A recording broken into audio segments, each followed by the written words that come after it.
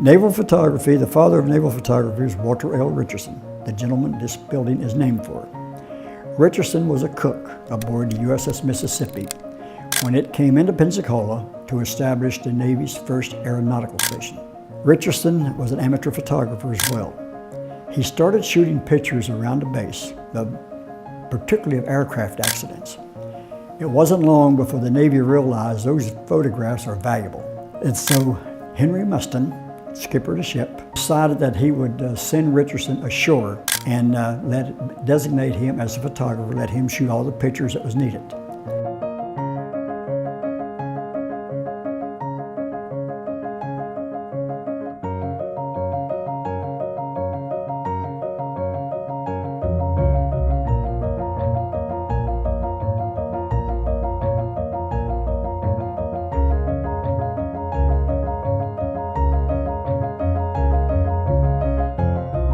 We're currently in Building 1500, which was the United States Naval Schools of Photography for close to 48 years.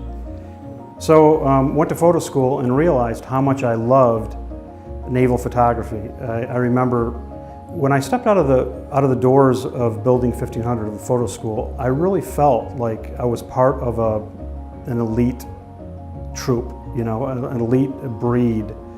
And I felt really well-trained and ready, you know, to take on anything. And I think that's one thing I really treasure, was that moment of walking out of the unique doors at photo school and just having that feeling of bring it on, you know. It was really cool. I would say to the photographers today, our job is to document what Navy and Marine Corps do. You look at history books, they are filled with images. Many, many images from World War II, Korea, Vietnam. They were shot by military photographers. And from my point of view, from the Navy side, this was Navy. These guys are out there on the front lines. They are shooting with cameras, not weapons. The camera was our weapon. I remember being told one time in Vietnam that a journalist can sit back in his hotel room and compile a story, to write the story, because he'll talk to people, tell them things. The photographers can't do that. You have to go where the action is. And that's true whether it's covering actual combat, an aircraft accident, a portrait, a ship's party. The photographer has to be there. He can't make it up.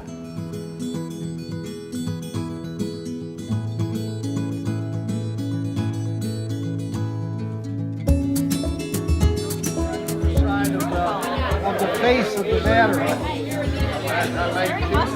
It takes two. It takes two batteries. And it comes with spare balls. There's a lot of wrinkles. I don't like that. You were accidentally looking at it. Yeah. Remember those uniforms? Well, I have to honestly tell you, this is my first convention that I have been to. But when they rededicated the building in January, and they were, you know, it's like, oh yeah, this is the 100th anniversary of it. You know, and then I start looking into my heritage as a naval photographer, and you know, start talking to some of these guys who are doing aerial reconnaissance before me, and what it was like for them, and hearing their stories of what they went through. I mean, they're talking about everything being mixed by hand and processing by hand, and it's like, okay, I did some of that. Oh, you won't remember the speed graphic camera. It's like, oh, that was the first camera I touched when I was in the Navy. You know, just hearing their stories about what they went through, and you know, how it relates to, you know, how things have changed for me, and how they actually listen to what I have to say, and it's just real interesting listening to them guys, and hard to believe that's been 100 years that we've been doing naval photography. Just a little bit. We today pull out our cell phones and take pictures, just snap them away like it's nothing. Learn the basics, you know, learn what the F-16 rule is. Learn about film process, because it's not gone. There was so much you could do with film. Learn how all that works. Learn composition. Take the time to learn the basics, not just be a happy, snappy guy. For us, you know, to go forward, we really have to know where we came from. Documenting that history is very, very important. The only lessons that I would hope that photographers today would think about is don't take shortcuts. Just because you have digital gear, just because you have a quicker path to tell your story, don't compromise anything. Don't compromise lighting. Don't compromise any kind of storytelling. Make it as rich as possible. Put everything you can into it because you have so many more tools in your toolbox now.